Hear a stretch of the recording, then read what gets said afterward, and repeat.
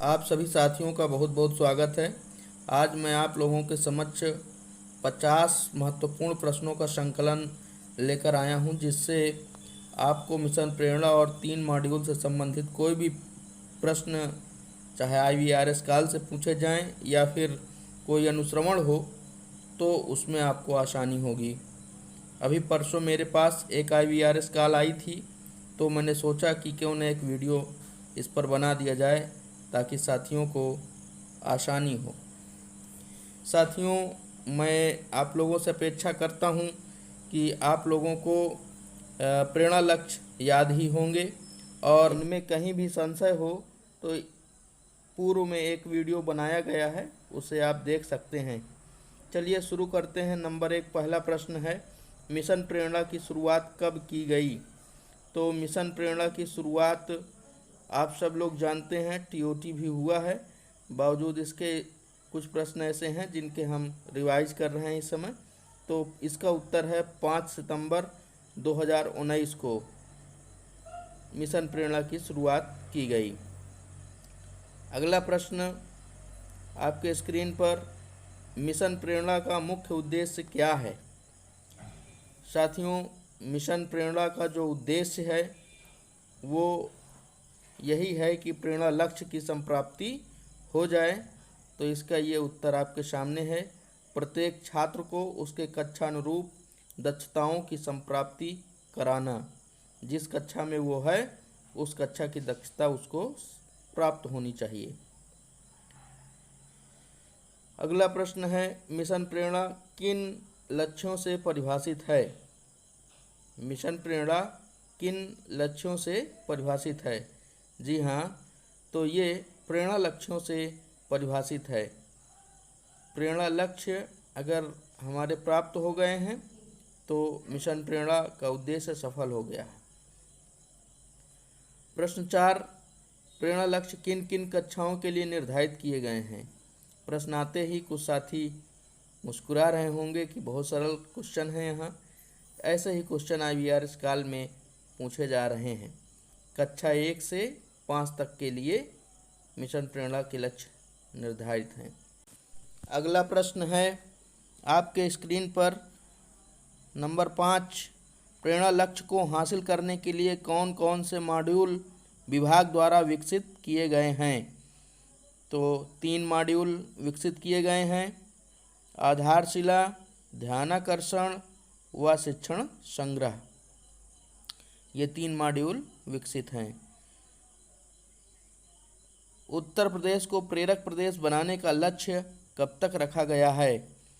तो उत्तर प्रदेश को प्रेरक प्रदेश बनाने का लक्ष्य 2022 तक, मार्च 2022 तक रखा गया है। लेकिन हमें अपने ब्लॉक सरसों पर फोकस करना है। तो प्रश्न है, किस चरण में जनपद कौशाम्बी के ब्लॉक सरसों को BEO सर द्वारा प्रेरक ब्लॉक घोषित किया गया है? तो इसका उत्तर है चौथे चरण में, सितंबर माह 2021 में हमें अपने ब्लॉक को प्रेरक ब्लॉक घोषित कर लेना है। विद्यार्थियों को प्रेरणा लक्ष्यों की संप्राप्ति हुई है या नहीं, इसकी अंतिम जांच कौन सी संस्था करेगी? तो इसकी अंतिम जांच स्वतंत्र संस्था करेगी। इसके पहले हमारे अधिकारी लोग करेंगे, लेकिन अंतिम रूप से स्वतंत्र संस्था ही जांच करेगी। प्रेरणा सूची में प्रत्येक कक्षा के लिए कितनी कितनी दक्षताएं हैं? प्रेरणा सूची में कक्षा 1, 2, 3 के लिए 14 व 4, 5 के लिए 16 दक्षताएं निर्धारित की गई हैं। अगला प्रश्न स्क्रीन पर यह है, प्रेरणा सूची में आखिर है क्या?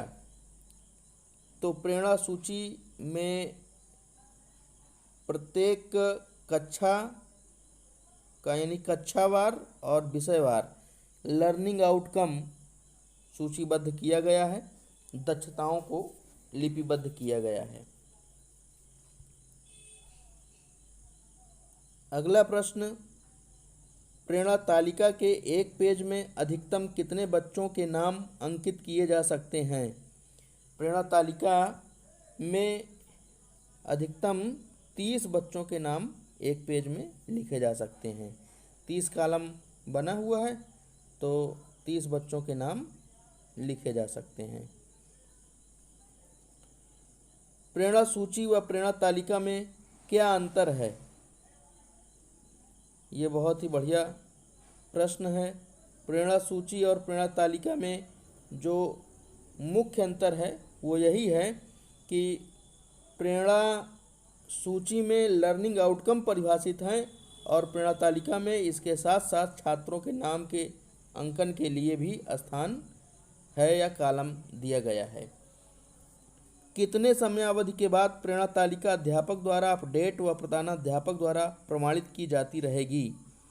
तो प्रति 3 माह यानी त्रैमासिक में हर 3 माह बाद जो है इसे अपडेट किया जाएगा और प्रधानाध्यापक जिसे प्रमाणित करेंगे।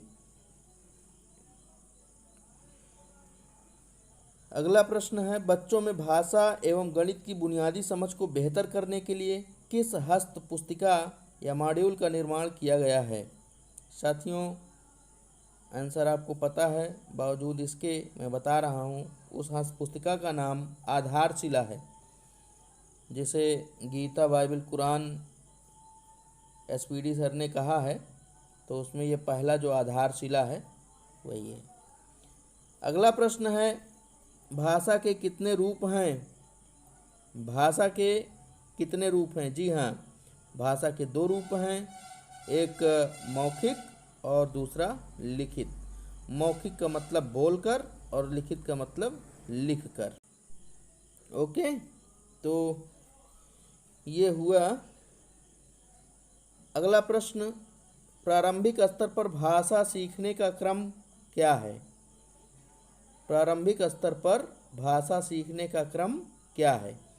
तो प्रारंभिक स्तर पर भाषा सीखने का क्रम सुबोपली है, जिसका मतलब सुनना, बोलना, उसके बाद पढ़ना, तब लिखना होता है। अगला प्रश्न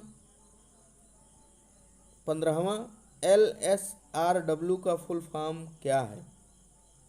साथियों, LSRW वही सुबोपली को इंग्लिश में बोला जाता है, यानी L से हो गया लिसनिंग, S से स्पीकिंग, R से रीडिंग और W से राइटिंग। तो लिसनिंग, स्पीकिंग, रीडिंग, राइटिंग। सीखने की प्रक्रिया के चरण क्या हैं? सीखने के प्रक्रिया के चरण क्या हैं? तो वो है ERAC। ERAC का मतलब अनुभव, चिंतन, तब अनुप्रयोग और उसके बाद समेकन। अगला प्रश्न ये, गणित सीखने सिखाने का क्रम क्या है? वो तो भाषा का था, अब गणित का होता है ELPS। इसका उत्तर होगा ELPS। ELPS का फुल फॉर्म अनुभव, तब उसके बाद भाषा, तब उसके बाद चित्र और लास्ट में संकेत। इस क्रम से हम बच्चों को सिखाते हैं। अगला प्रश्न, उपचारात्मक शिक्षण के लिए कौन सा मॉड्यूल विकसित किया गया है? साथियों, विकास लिख गया है इसमें, आप समझिएगा विकसित किया गया है। तो उस मॉड्यूल का नाम है ध्यानाकर्षण। ध्यानाकर्षण मॉड्यूल में रेमेडियल टीचिंग की बात की गई है। रेमेडियल टीचिंग आपने दीक्षा ऐप पर भी किया है और TOT में भी किया है। ध्यानाकर्षण ही था वो। प्रश्न 18 है, NAS का फुल फॉर्म क्या है? NAS का फुल फॉर्म क्या है? इसका फुल फॉर्म होता है साथियों नेशनल अचीवमेंट सर्वे। नेशनल अचीवमेंट सर्वे NAS का फुल फॉर्म हुआ। अगला प्रश्न है, ध्यानाकर्षण मॉड्यूल में कितने भाग हैं?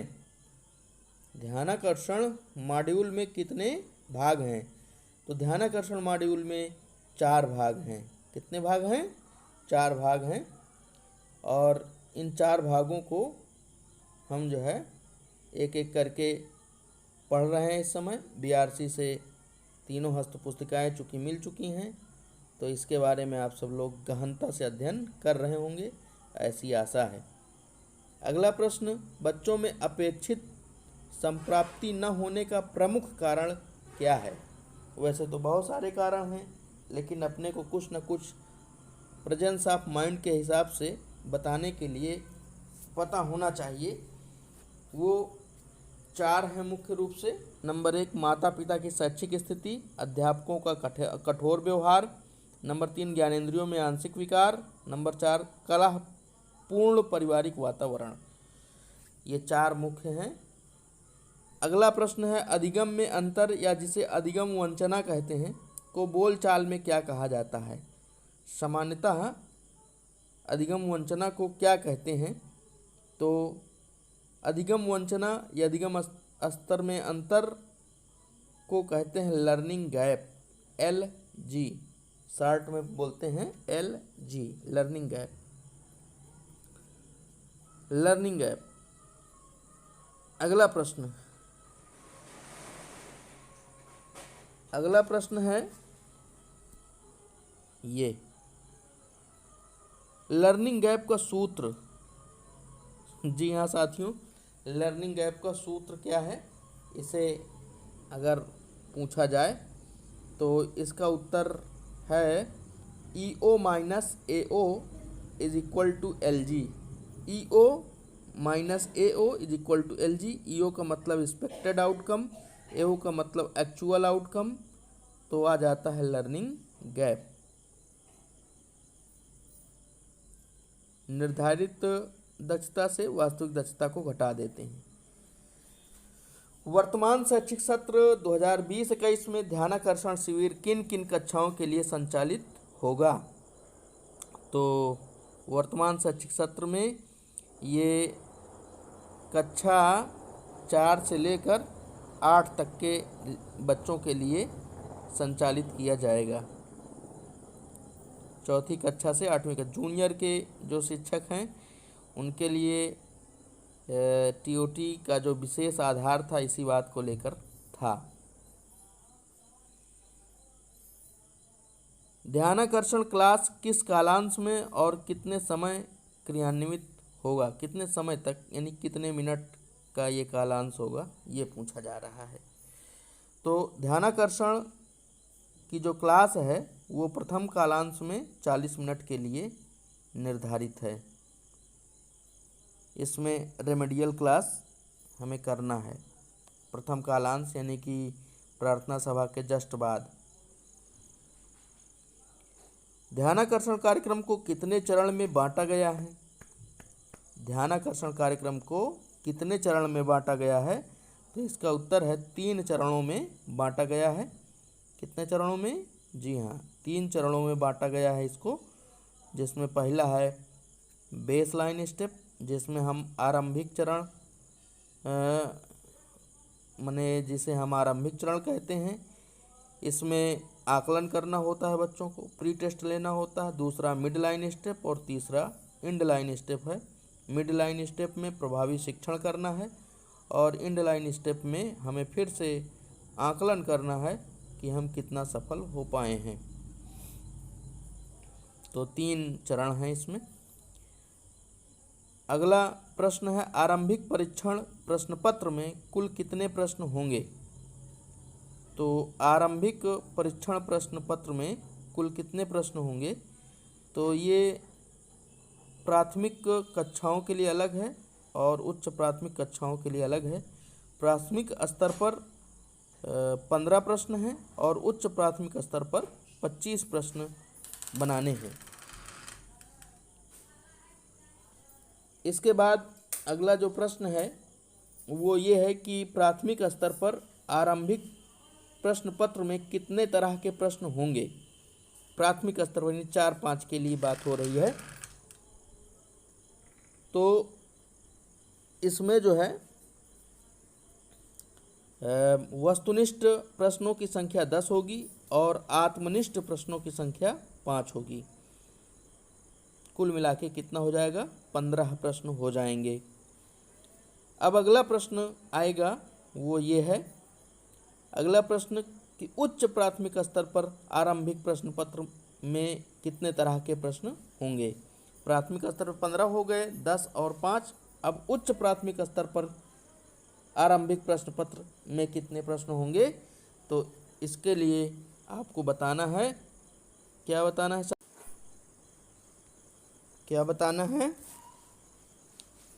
बताना है 20 वस्तुनिष्ठ प्रश्न और 5 आत्मनिष्ठ प्रश्न। तो इस प्रकार से कुल प्रश्नों की संख्या हो जाएगी 25। अब आगे आते हैं, आगे आएगा हमारा अगला प्रश्न ध्यानाकर्षण मॉड्यूल से ही। ध्यानाकर्षण मॉड्यूल से अगला प्रश्न, ध्यानाकर्षण मॉड्यूल में कितनी शिक्षण तकनीकियों का वर्णन किया गया है? कितने शिक्षण तकनीकियों का वर्णन किया गया है? तो ध्यानाकर्षण मॉड्यूल में 18 टीचिंग टेक्निक्स या शिक्षण तकनीकियों का वर्णन किया गया है। 18 ठैया हैं। अगर आप इसे डिटेल से एक एक करके पढ़ेंगे तो, या पढ़े होंगे तो आप इसे कमेंट बॉक्स में लिखेंगे तो मुझे भी अच्छा लगेगा साथियों।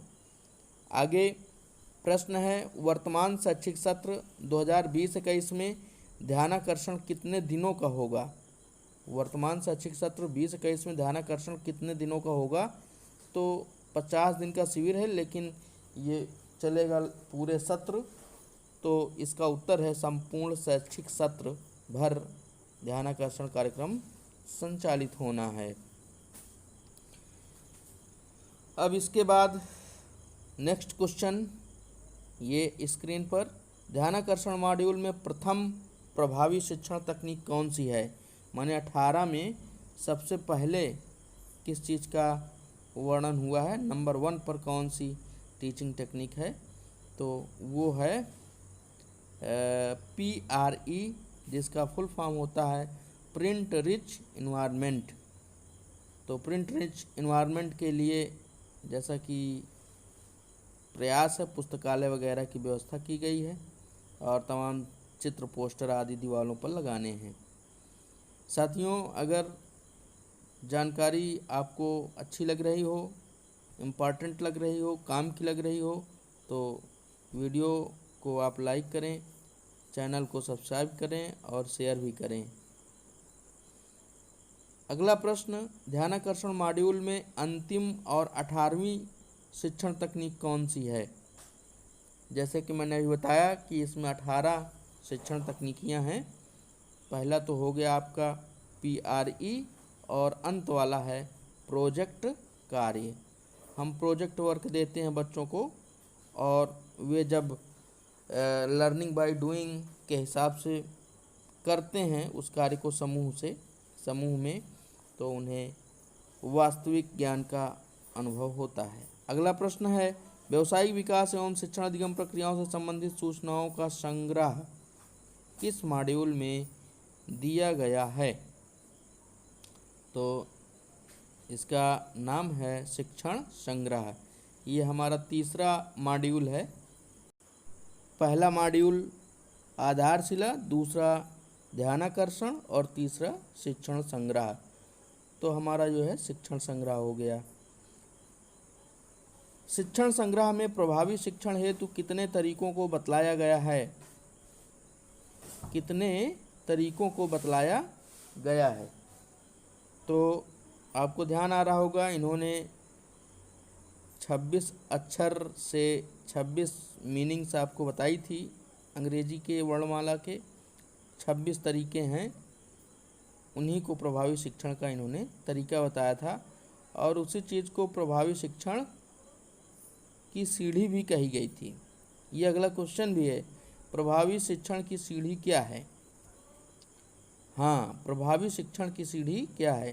प्रोफेसर जंगीरा जो थे, उन्होंने वो जो सीढ़ी विकसित की थी, तो वो क्या है? तो इसको आप ऐसे बताएंगे, प्रभावी शिक्षण हेतु 26 तरीकों को अंग्रेजी के 26 अक्षरों की तरह प्रयोग किया गया है, जिसे प्रभावी शिक्षण की सीढ़ी कहते हैं। क्या कहते हैं? प्रभावी शिक्षण की सीढ़ी। अगला प्रश्न, शिक्षण संग्रह के अनुसार शिक्षण योजना के कितने भाग हैं? जैसे कि आप लोग जानते हैं कि शिक्षण संग्रह में शिक्षण योजना बनाना, शिक्षक डायरी बनाना आदि चीज़ों का वर्णन किया गया है। तो कितने भाग हैं भाई? शिक्षण योजना में 6 भाग यहाँ पर बताए गए हैं। 6 भाग बताए गए हैं। तो उन 6 भागों को हम ध्यान देते हुए शिक्षण योजना बनाएंगे। शिक्षण योजना में शिक्षण अधिगम प्रक्रिया या गतिविधि को कितने भागों में बांटा गया है? गतिविधि को कितने भागों में बांटा गया है? तो 3 भागों में बांट लेने को बताया गया है। शिक्षण के प्रारंभ में, शिक्षण के दौरान और शिक्षण के अंत में। इस प्रकार से हम गतिविधि को 3 भाग में बांटते हैं। अगला प्रश्न, शिक्षक डायरी क्यों महत्वपूर्ण है? भाई शिक्षक डायरी जो है क्यों महत्वपूर्ण है? हम लोगों को लगता है कि अरे ये फालतू का वर्क है, लेकिन देखिए इसके पीछे विभाग का ये कहना है। हम प्रतिदिन बच्चों के साथ जो कार्य करते हैं उसे व्यवस्थित ढंग से दर्ज करने के लिए और आगे के काम को नियोजित करने में शिक्षक डायरी अत्यंत महत्वपूर्ण है। सही भी बात है कि भाई जब हम ऐसा करेंगे तो एक योजना हमारे माइंड में बनेगी। शिक्षण संग्रह के अनुसार शिक्षक डायरी के कितने भाग हैं? शिक्षण संग्रह के अनुसार शिक्षक डायरी के कितने भाग हैं? ये हमको बनी बनाई मिलेगी। तो इसमें आपको देखने को मिलेगा कि 5 भाग हैं। मुख्य पृष्ठ, दूसरा है विस्तृत विवरण सहित शिक्षण योजना का प्रारूप, तीसरा भाग है शिक्षण योजना का रिक्त प्रारूप, चौथा भाग है शिक्षण कार्य का संक्षिप्त साप्ताहिक विवरण और 5वां भाग है इसका रिक्त पन्ने। इस प्रकार से 5 भाग में हमारी शिक्षक डायरी बटी हुई है। अगला प्रश्न, शिक्षक डायरी के मुख्य पृष्ठ में क्या भरा जाएगा? भैया मुख्य पृष्ठ में क्या भरा जाएगा? मुख्य पृष्ठ में शिक्षक, जो भी संबंधित शिक्षक होंगे तो उनकी सामान्य जानकारी भरी जाएगी। ये लिखा है, देखिए, संबंधित शिक्षक की सामान्य जानकारी भरी जाएगी, जिसे प्रधानाध्यापक प्रमाणित भी करेंगे। जो एचटी होंगे हमारे, वो सील मोहर भी करेंगे इस पर। अगला प्रश्न है, लर्निंग आउटकम को प्राप्त करने में सहायक माध्यम कौन कौन से हैं? लर्निंग आउटकम को प्राप्त करने में जो सहायक माध्यम हैं वे कौन कौन से हैं? तो इस प्रश्न का उत्तर ये है, आईसीटी का प्रयोग ये सहायक है, विद्यालय भवन बाला ये सहायक है, ऐच्छिक नवाचार ये सहायक है, परिवेश संसाधनों का उपयोग ये सहायक है, पुस्तकालय में जो किताबें हैं वो सहायक है। बाला का फुल फॉर्म क्या होता है? एक हमारे साथी हैं एआरपी साथी, तो वो बाला का फुल फॉर्म पूछते हैं। तो बाला का जो फुल फॉर्म है वो ये है, building as learning aid. Building जो है एज ए लर्निंग एड होनी चाहिए, तो वो है बाला, जिसके लिए सरकार पूरी तरह से प्रयास कर रही है कि बिल्डिंग जो है वो लर्निंग एड की तरह हो जाए। विद्यालय में छात्रों के व्यक्तित्व विकास की क्या क्या कार्य योजना हो सकती है? ये है हमारा प्रश्न। तो क्या क्या कार्य योजना हो सकती है? इसका उत्तर ये है, प्रातःकालीन एवं सांध्यकालीन सभा, इससे व्यक्तित्व विकास होगा। सह शैक्षिक गतिविधियाँ, व्यावसायिक परामर्श, व्यक्तिगत स्वच्छता, इन चीज़ों से जो व्यक्तित्व है उसका विकास होगा। आकलन, ये बहुत ही महत्वपूर्ण चीज़ है। कितने तरीके से होता है? तो आकलन कितने तरीके हैं भैया? आकलन के 2 तरीके होते हैं। एक होता है मौखिक और दूसरा होता है लिखित। हम मुज़बानी प्रश्न को पूछ करके आकलन कर लेते हैं, बच्चे के लर्निंग लेवल का पता लगा लेते हैं, और दूसरा ये कि कोई टेस्ट पेपर बनाएं, लिखित परीक्षा लें तो हम जो है आकलन कर सकते हैं। अगला प्रश्न, आकलन से प्राप्त फीडबैक का उपयोग किन किन के साथ किया जा सकता है? आकलन से प्राप्त फीडबैक का जो उपयोग है वो किन किन के साथ किया जा सकता है? तो भैया इसका उपयोग 3 लोगों के साथ किया जा सकता है।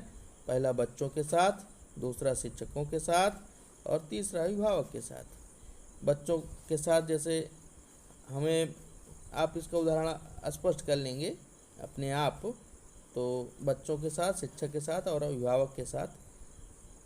आगे प्रश्न है, समावेशी शिक्षा में कौन कौन से बच्चे शामिल होते हैं? भैया समावेशी शिक्षा का कॉन्सेप्ट चल रहा है, तो समावेशी शिक्षा ये बहुत इम्पॉर्टेंट प्रश्न बना यहाँ पर। तो समावेशी शिक्षा में जहाँ सामान्य बच्चे होंगे वहाँ विशेष आवश्यकता वाले बच्चों को भी स्थान दिया जाना है, यानी कि सामान्य बच्चे और विशेष आवश्यकता वाले बच्चे, दिव्यांग बच्चे, ये सब जो है समावेशी शिक्षा में होंगे। लर्निंग आउटकम के अन्य नाम कौन कौन से हैं? लर्निंग आउटकम के अन्य नाम कौन कौन से? ये 50वां देखिए प्रश्न है, 50 प्रश्न लगभग हमारे कंप्लीट हो रहे हैं। तो इसके नाम सीखने के प्रतिफल, सीखने संबंधी परिणाम और शिक्षण अधिगम परिणाम, ये देखो 3 इसके अन्य नाम हैं और ये लर्निंग आउटकम ही है। भैया अब ये जो प्रश्नों का संकलन है इसके लिए कौशलेश तिवारी जी का बहुत बहुत धन्यवाद है। उन्होंने बहुत मेहनत किया है। ARP टीम जो हमारी सरसों है उसको भी धन्यवाद, और आप सभी लोगों को धन्यवाद कि आप लोगों ने इस वीडियो को पूरा देखा। और निवेदन ये है कि इन प्रश्नोत्तरों को हार्ड कॉपी के रूप में अपने पास आप सुरक्षित कर लें और इसे दोहराते रहें, ताकि किसी भी प्रकार के अनुश्रवण में, चाहे फर्स्ट पार्टी, सेकंड या थर्ड, कोई भी पार्टी हो, उसके सामने हमें कोई भी कठिनाई ना हो। धन्यवाद सर, बहुत बहुत धन्यवाद।